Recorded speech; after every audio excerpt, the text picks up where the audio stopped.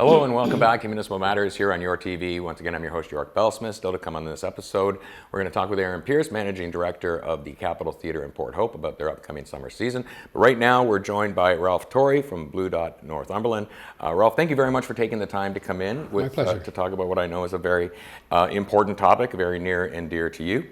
For those that may not know Blue Dot Northumberland, who are you and what does the group focus on? Yeah, Blue Dot Northumberland actually was originally a national network started by David Suzuki to bring attention to the need for environmental rights to be baked into our laws and the right to a healthy environment.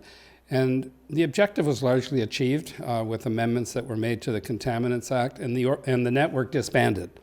But the local chapter, which was one of the most active at the time, has stayed active as a sort of an independent Blue Dot Northumberland network of local citizens who are concerned about sustainability and have been involved in local land use, agricultural land preservation, and greenbelt preservation. And those are the types of issues that you'll see Blue Dot Northumberland getting involved in.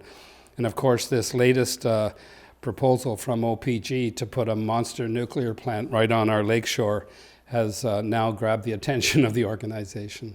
So how did that come about? Like, was that just an automatic given when this was announced? Like, as an organization, you said, okay, we got to look into this and start this conversation? Well, I think that the members of Blue Dot were, for very different reasons in many cases, all quite concerned that the alternatives were not being properly considered. Given the gargantuan scale of what they're proposing, there was a sense that surely we need to be looking at alternatives to this, and they're not represented in Ontario in OPG's proposal. In fact, they say, you know, we're really not going to look at alternatives. This is what we want to do. And so that set off alarm bells.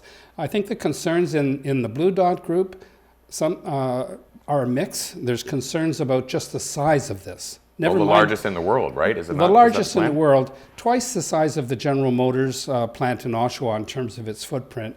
It would obliterate the town of Port Hope if you laid this site down on top of it. It'll be, I think, the largest industrial footprint of any facility in Canada. So bigger than any oil refinery, bigger than any, big complex manufacturing plant. So it's enormous. So quite apart from the nuclear dimension, there were concerns about the impact of something this big plopping down on what is essentially a small town agricultural county. Then there were a second set of concerns that did go to the nuclear component of this, which is the implications to security. This is going to be a very highly secure facility because of the type of materials that would be used. Concerns obviously about health and safety issues. We've just had a report out of the Harvard Medical School this past week indicating a positive relationship between how close you live to a nuclear plant and your probability of getting cancer. So there's all those health and safety and waste concerns. Even if they are successful in finding a long-term solution for what to do with the waste from these nuclear plants, for the first 10 years or so after the very radioactive hot spent fuel gets taken out of the reactors, it has to be actively cooled on the site. So you will have, if they build this plant, the largest concentration of high-level radioactive waste at the surface anywhere in the world. And so you have all those nuclear concerns. And then the third and final set of concerns is more related to, is this really the right direction for Ontario to be going with its electricity system when the world is pivoting towards renewables that are safer and more distributed and more resilient and don't concentrate so much risk, financial risk, health risk, economic risk, all in one single location? And so that's sort of the third set of concerns. This is a backward step in terms of where most of the world is going now in the development of its electricity grids. Are any of these sustainable ideas compatible with Wesleyville that could replace this in that same location? Well, you can't supply. I mean, Wesleyville is so big. I was talking about the physical size of it, but the amount of power that it would generate, 10,000 megawatts, just to give you a sense of how much that is relative to the province of Ontario.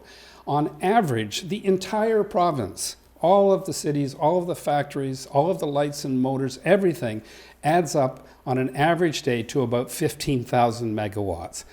On a low day, it can go down to 10, which is how much this plant by itself would be putting out.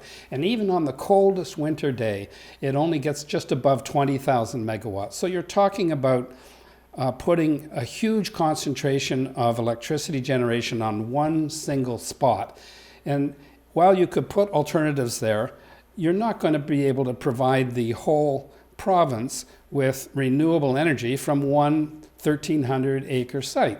That's the whole point of the renewables option. You spread the benefits, you spread the risks, you distribute the generating around the province in a way that the jobs get created evenly everywhere across the province, and the risk gets distributed. Well, there isn't much risk because, you know, renewable plants don't have bad accidents. The short answer to your question is yes, there are definitely solar and wind alternatives that would be appropriate for that site. There's a fellow in Toronto who talks about the possibility of putting offshore wind turbines in Lake Ontario and using the grid connection that's already available at Wesleyville to bring that power into the grid from the turbines, which will be out of sight because they'd be over the horizon in Lake Ontario.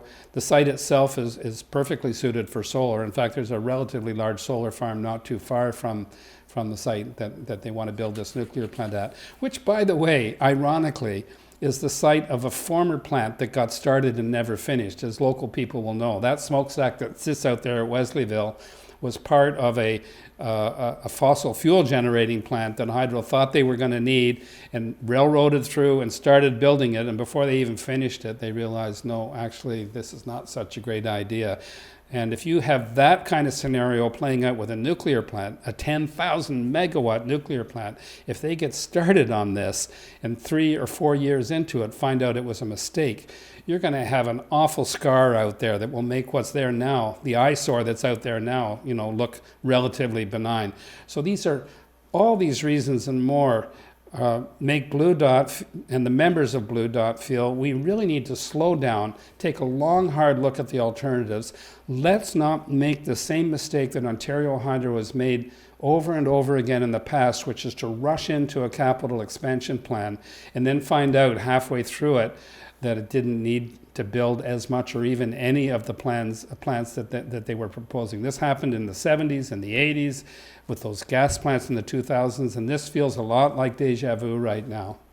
So supporters, though, do say that Ontario is going to need this nuclear power as we continue to grow and moving forward. Do you disagree with that need's not going to be there? Well, personally, I mean, this is an area of some professional involvement for me, and so I do have a technical opinion on that, which is, yes, I disagree with it. There is a way forward for Ontario in which we do not have to build new nuclear, and it actually is cheaper. Not just because the nuclear plant itself is like 5 or 6 times more expensive than the wind turbine. That gap gets partly closed by the fact that you have to build more wind to make as much power. It also gets partly closed by the fact that the wind has to have batteries to smooth it over in a way that nuclear doesn't. But even when you take those facts into account, even when you take into account the fact that with the renewables option, you'll probably be building more transmission feeder lines that you wouldn't need with one big central nuke. Even when you take all of that into account, you do not close that gap. Nuclear is now widely regarded as the most expensive option at the margin for increasing electricity supply. And it may get worse. The plants that are currently under construction, and there's not many of them, or that have just been finished, are coming in the tradition of the nuclear industry, way, way over budget. The one that's going on in Britain right now is going to cost, if you translate what it's costing them to build that plant to what the Wesleyville plant size would cost, it would be $270 billion for one plant. Wow. And the one that was finished in Georgia, similar, around the $250 billion mark. So interestingly, neither the government nor OPG has commented on how much they think this will cost. Well, that was going to be my next question to you. Has that come out? Because I haven't heard that number. They haven't even indicated, because they haven't decided, what kind of nuclear plant it will be. Because it's been so long since one was built that the plants that we built 30 years ago, and Darlington is the last one that we really committed to, That technology has moved on. So there's a whole new version of CANDU being designed, but it's not even designed yet.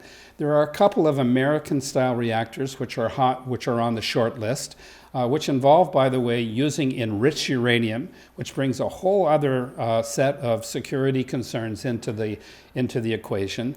So all you can really do is look at how much it's costing or people think it will cost to build these plants.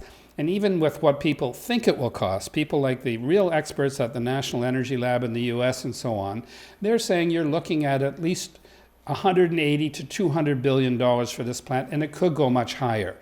The experience that we have here in Ontario is that whatever OPG thinks the plant is going to cost when they first put the design on the table, it ends up being 2 to 4 times more expensive by the time they finish building it. So there's no reason to have any confidence in the cost estimates that are put forward for this. The reason that's a local concern is that the plant, I don't think it's economic now. If the trends continue the way they are going, which is the renewables are getting cheaper and cheaper, excuse me, and the nuclear plants that are being built are getting more and more expensive, then you have that awful scenario where this plant goes forward, they dig a big hole, they start building it, and it gets canceled. And that's a disaster locally because there won't be any money. By definition, it will be a business failure at that point. There won't be money to deal with the slew of problems that will create for all of the local communities in a sort of a classic boom and bust pattern where there's lots of money for a short period of time and then it cuts off. And that's what we're looking at here. It's a real boom and bust outlook, and the bust is hard.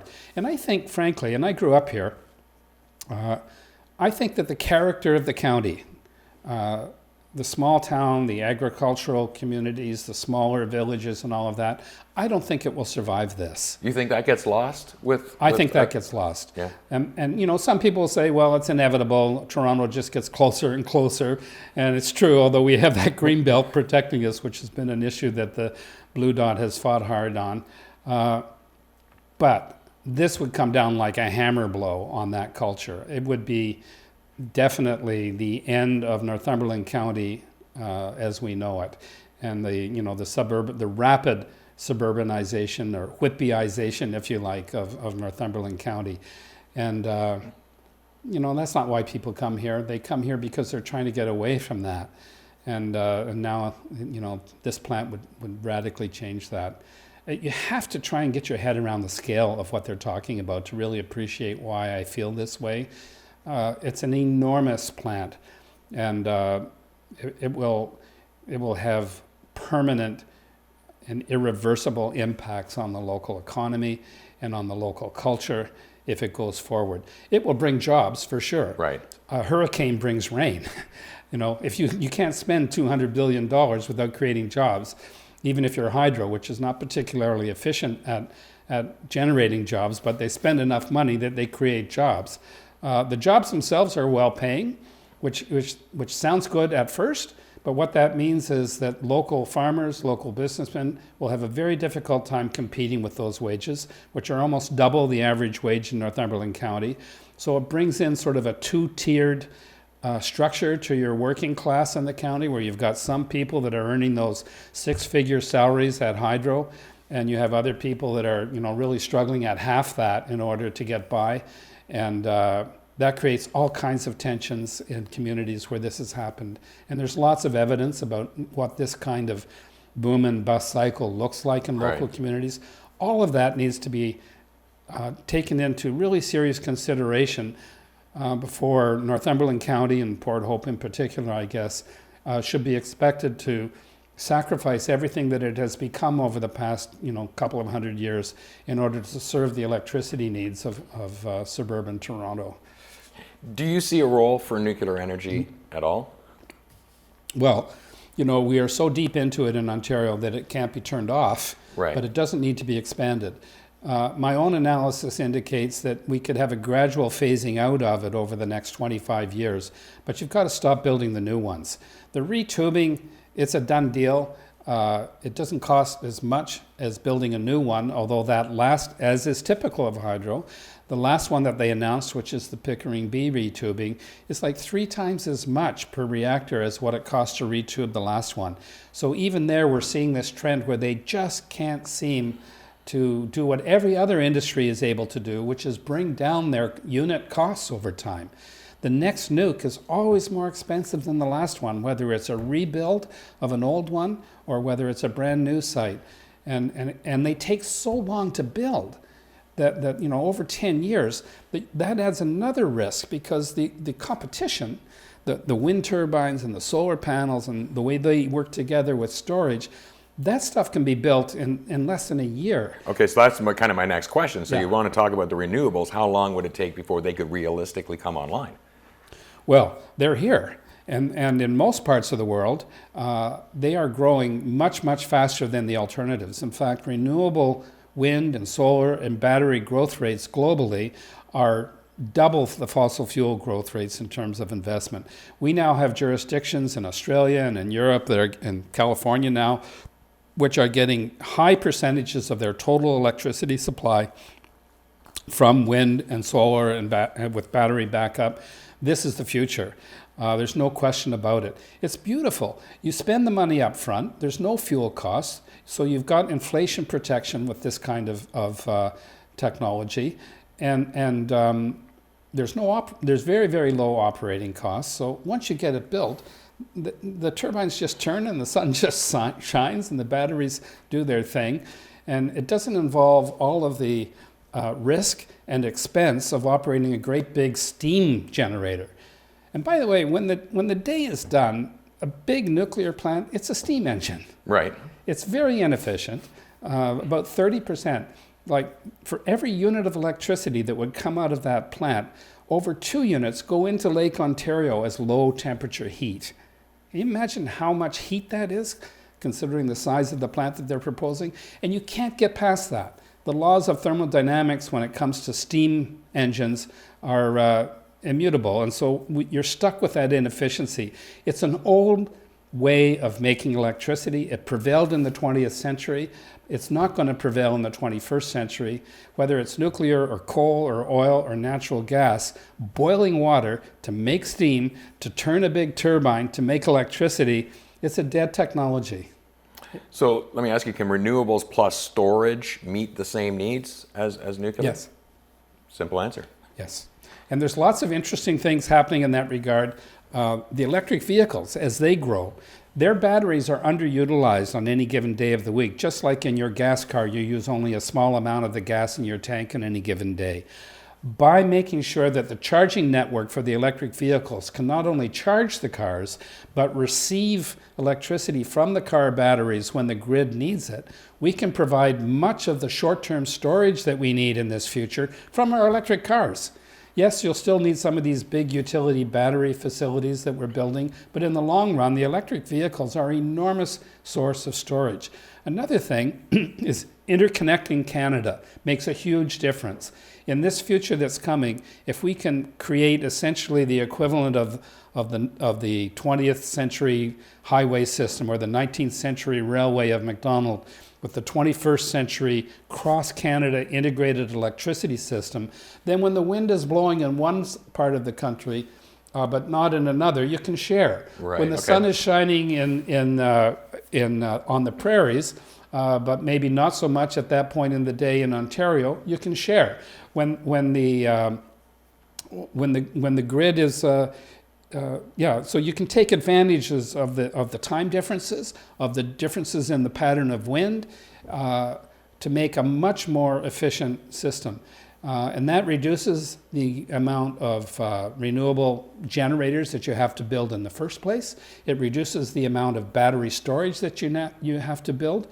And so I'm a big advocate for increasing the connections between the Canadian provinces so that they can have what looks more like a national market in electricity, and so that the surpluses of wind energy, which are abundant in provinces like Manitoba and Labrador and Quebec, where they don't really need it, frankly, but if they could put it on a national grid, Ontario would buy it. Alberta would definitely buy it in the long run, because they also will have a difficult time trying to do this on their own. One real quick thing before I let you go. Yeah. If our viewers remember just one thing from this, What do you want them to take away? Slow down, don't rush into this. Don't get mesmerized by a little bit of money from Ontario Hydro, because this is something that will change our county. Educate yourselves. Go to email us at blue.northumberland.com and we can send you materials. We're going to be out there trying to present information. We're a science and evidence-based organization, and we are committed to trying to stimulate a conversation in our community about the pros and cons of this plant in a way that you're not going to get from the one-sided information that we're seeing from the utility and even from the Ontario government. Ralph Torrie, Blue Dot Northumberland, thank you very much.